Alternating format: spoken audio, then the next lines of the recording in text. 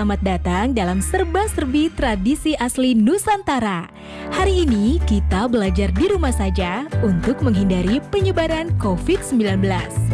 Ayo siapkan alat tulismu untuk menjawab pertanyaan mengenai tradisi kain tenun sengkang. Nanti kerjakan tugas ini dengan bimbingan guru atau orang tuamu.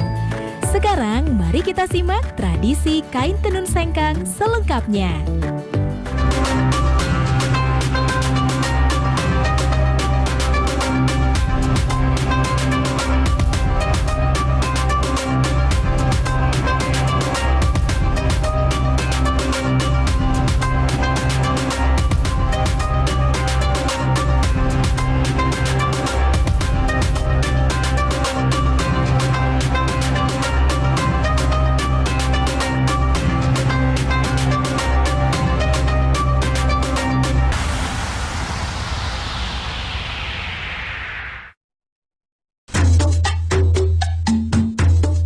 Menggores masa dan menyimpan makna tersirat.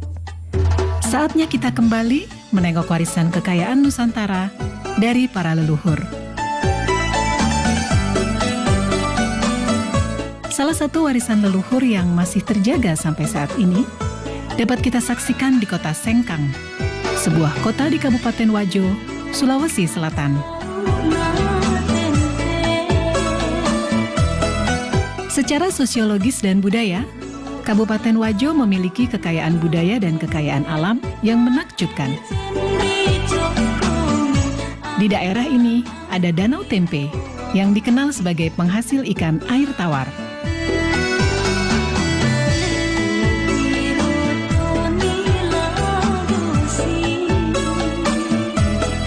Danau Tempe terbentang laksana cermin raksasa di sisi barat kota Sengkang. Danau ini memiliki pesona alam yang elok dan unik. Perkampungan nelayan tradisional bernuansa Bugis berjajar sepanjang tepian danau. Berjarak 2 km arah timur kota Sengkang, dekat Danau Lampulung, terdapat kampung adat Attakae. Di sana terdapat bangunan duplikat rumah adat Wajo. Salah satu di antaranya yang terbesar adalah Seo Raja atau Istana Raja Latenri Bali.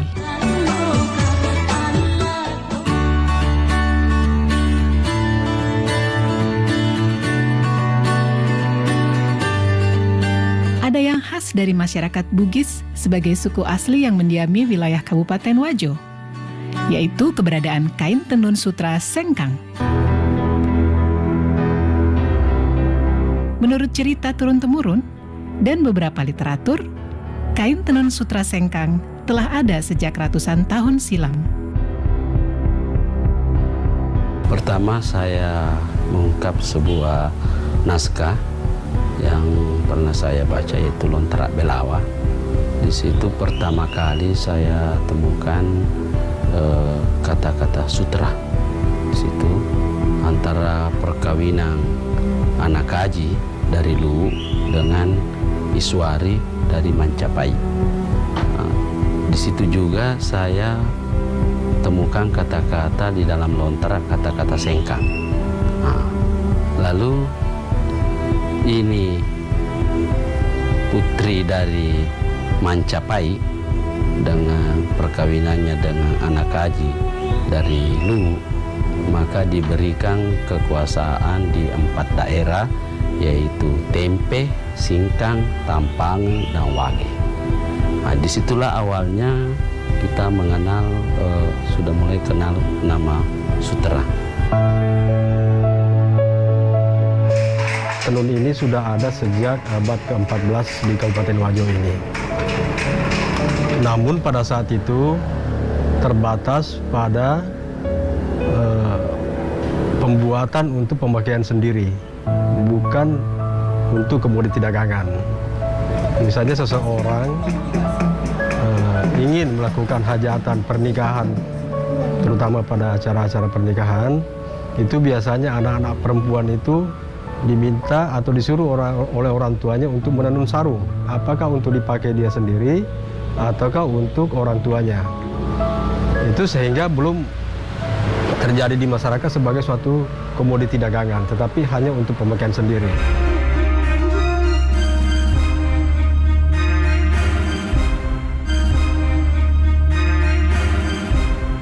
Sejarah tentang tenun sutra sengkang tidak dapat dipisahkan dari peran perempuan Bugis dalam keluarga. Orang tua suku Bugis di zaman dulu menjadikan tenun sutra sebagai salah satu cara dalam mendidik anak perempuan mereka. Nah, salah satu cara untuk mendidik anak-anak perempuan di zaman dulu agar supaya perempuan-perempuan ini bisa menjaga diri, terhindar daripada hal-hal negatif, sehingga lebih banyak dianjurkan atau disuruh oleh orang tuanya untuk tinggal di rumah untuk menenun. Nah, sehingga akhirnya menjadi suatu tradisi dan budaya pada masyarakat Bugis, khususnya di Kabupaten Wajo ini, setiap anak perempuan harus pandai menenun. Dalam bahasa lokal, yaitu Bugis, sutra disebut dengan sabbe. Menengok ke masa yang lalu, aktivitas masyarakat Wajo dalam mengelola sutra sudah dilakukan secara turun-temurun, baik dalam skala industri rumah tangga maupun industri menengah.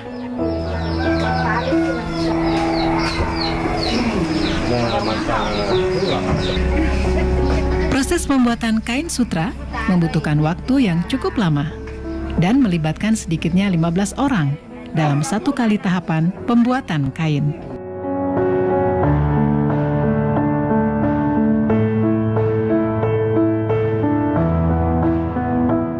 Sebelum menjadi benang sutra, ada proses yang cukup panjang yang dimulai dari peternakan ulat sutra.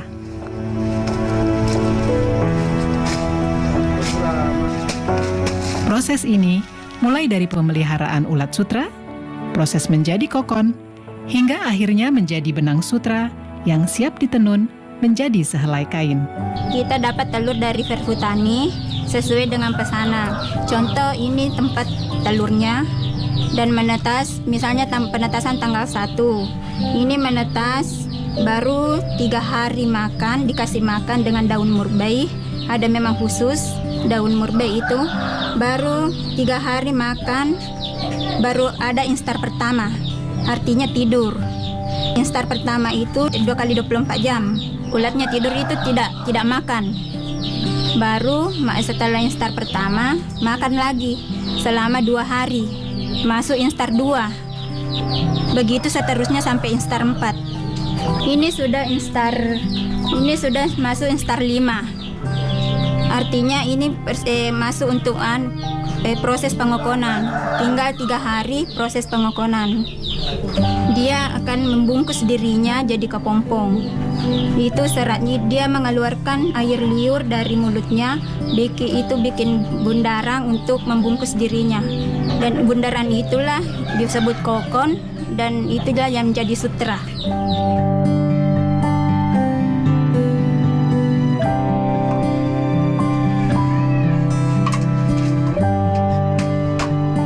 Dalam proses pembuatan benang sutra menjadi kain sarung sutra, masyarakat pada umumnya masih menggunakan peralatan tenun tradisional, yaitu alat tenun gedogan atau masyarakat Sengkang menyebutnya alat tenun walidah.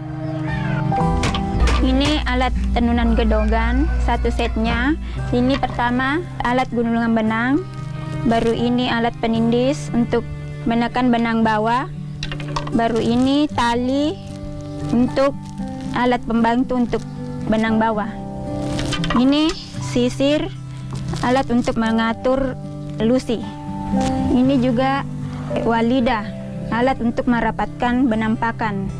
Ini teropong, alat untuk memasukkan benang pakan. Dan ini wakangan, alat untuk gulungan kain.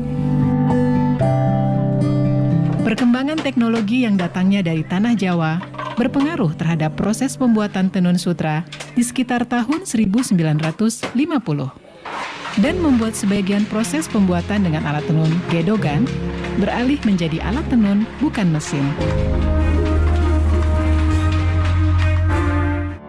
Nah adik-adik, sekarang waktunya menjawab pertanyaan. Siap-siap mencatat ya.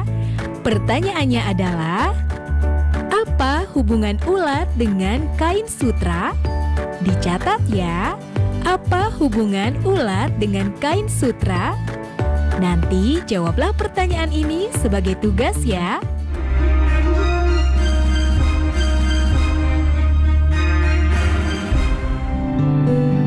Keberadaan kain tenun sutra sengkang tidak dapat dipisahkan dari kehidupan sehari-hari masyarakat Wajo. Bahkan di tahun 70-an, tenun sutra seolah mempunyai keistimewaan tersendiri saat hari raya tiba.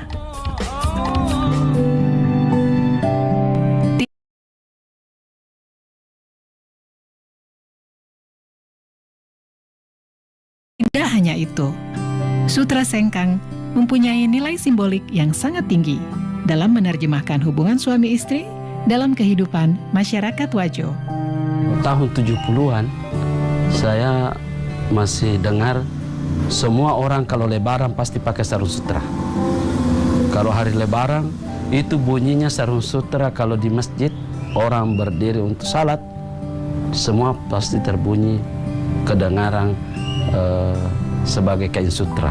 Dan saat itu juga orang pada pakai sutra sebagai pakaian salat Idul Fitri.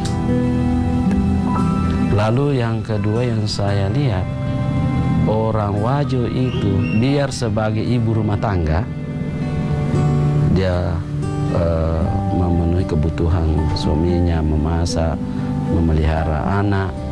Juga dia masih melakukan aktivitas itu dan tidak ada yang terabaikan, semua jadi.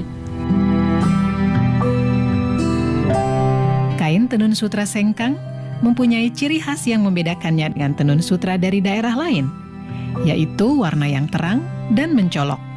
Warna kain tenun ini pun menjadi makna tertentu dan penanda tersendiri dalam kehidupan masyarakat Wajo. Kalau berbicara masalah warna, memang ada peruntukan tertentu bagi pemakaian warna itu. Misalnya saja seorang gadis itu biasanya memakai sarung baloreni, kotak-kotak kecil dan halus, dan terdiri dari warna tua muda. Pada umumnya memakai warna pink terang dengan pink muda, ataukah hijau daun dengan hijau muda, dan seterusnya. Berbeda kalau perempuan itu sudah berkeluarga, itu juga memiliki ciri warna tertentu, ataupun laki-laki yang masih lajang belum menikah. Nah, sehingga pemanfaatan sarung itu pada zaman-zaman yang lampau, pada umumnya keluarga-keluarga jika menghadiri undangan membawa serta keluarga-keluarganya. Jika satu keluarga memiliki anak laki-laki, itu dibawa serta dalam suatu acara pesta pernikahan, dan dipakaikanlah sarung yang menandakan bahwa si anak ini masih bujang. Di keluarga lainnya juga mungkin membawa anak gadisnya yang juga memakai sarung yang menandakan bahwa dia masih masih gadis. Ya, sehingga kadang-kadang terjadi perjodohan setelah acara itu, karena pada saat berkumpul orang-orang sudah bisa melihat, oh si keluarga ini memiliki anak laki-laki yang masih bujang, keluarga ini masih memiliki anak yang masih gadis.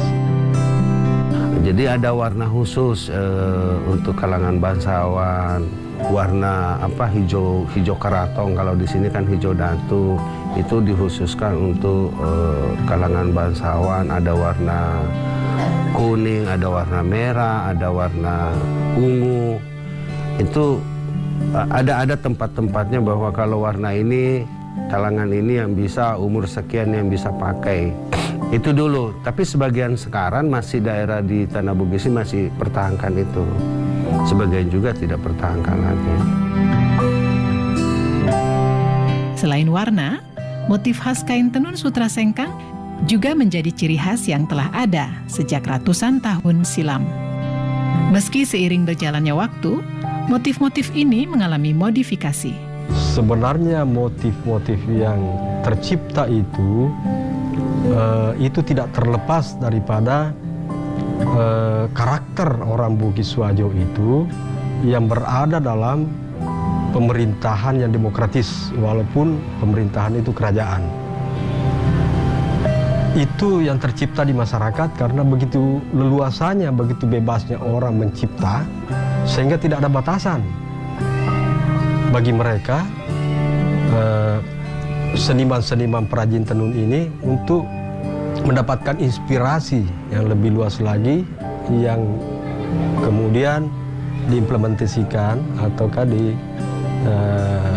dibuat dalam bentuk motif pada tenunan itu.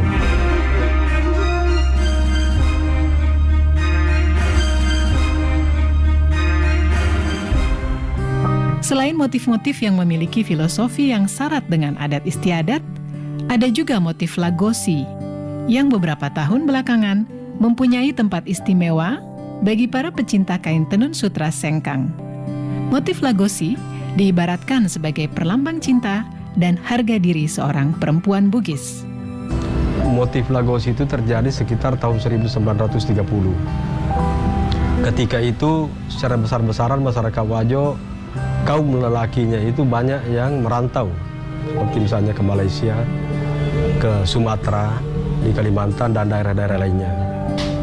Nah, sehingga perempuan-perempuan yang ditinggal oleh suami untuk menjaga diri, itu melakukan aktivitasnya kebanyakan di rumah dengan menenun. Dari situlah kemudian muncul inspirasi, kerinduan mereka akan kembalinya sang suami, maka ditenunlah motif-motif lagosi itu yang berbentuk setangkai kembang. Itu perlambang cinta yang terus dijaga, sekalipun bertahun-tahun ditinggal oleh suami. Menjaga kesucian, menjaga harga diri seorang perempuan, saya kira di seluruh Indonesia adalah harga mati juga. Usaha tenun sutra tidak dapat terlepas dari kehidupan masyarakat Wajo. Karena hampir 15% masyarakat Wajo terlibat dalam proses pembuatan tenun sutra. Tantangan yang dihadapi adalah menurunnya produksi benang sutra, baik dari segi kuantitas maupun kualitas. 10 tahun yang lalu itu kan produk benang sutra lokal melimpah. Sampai Wajo bisa produksi kain itu 2 juta meter per tahun. Itu cerita 10 tahun yang lalu. Nah, sampai awal 2010 kemarin, produk benang sutra lokal menurun. Nah itu, sampai sekarang awal tahun 2018 baru ada kayak signal. Karena bibitnya yang dipelihara oleh petani sutra itu tidak berkualitas kayak seperti tahun yang lalu. Nah, kita kemarin mencoba mendatangkan telur impor. Alhamdulillah sudah masuk, tapi belum continue. Selain produksi benang sutra yang mengalami kendala, pemasaran produk tenun juga masih menggunakan cara yang konvensional. Kan sekarang banyak, ada media, ada apa. Tapi kalau saya, prinsip saya, media online itu belum. Karena kita kan fashion, bukan kayak rokok. Rokok kalau surya udah kenal orang. Kalau kita fashion kan banyak. Selalu inovatif, selalu kita memproduk motif-motif baru. Bulan ini mungkin lain lagi bulan depannya, lain lagi minggu depannya. Nah, untuk mempromosikan di media sosial kan itu orang konsumen itu harus menyentuh, harus merasakan, oh gini loh, lihat langsung. Nah disinilah harus ada kerjasama dari pihak pemerintah dengan pengrajin, dari BUMN untuk binaan-binaan untuk pengrajin. Karena begini, sebagian besar pengrajin yang ada di Wajo, saya kira di Nusantara ini begitu juga, bahwa kalau biaya promosi untuk pameran-pameran ke Jakarta atau ke luar negeri, sebagian besar ini pengrajin ini belum mampu mandiri atau belum mampu membiayai sendiri untuk mempromosikan produknya. Meski demikian, upaya tetap dilakukan oleh para pelaku usaha, termasuk terus berinovasi dalam menciptakan motif yang dapat diterima oleh pasar. Satu hal yang masih sangat melegakan dan menyisakan harapan besar, bahwa sampai saat ini, masyarakat Wajo, baik generasi tua maupun muda, sebagai pewaris kekayaan Nusantara ini, masih sangat mencintai dan menjadikan sutra sengkang sebagai bagian yang tak dapat dipisahkan dalam kehidupan mereka sampai kapanpun.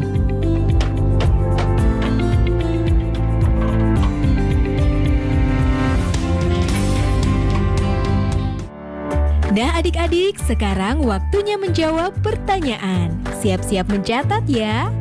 Kita belajar banyak mengenai kain tenun sengkang. Pertanyaannya, apa yang kamu ketahui mengenai kain tenun sengkang? Dicatat ya. Adik-adik, kalian pasti memiliki pakaian atau kain tradisional daerah kalian.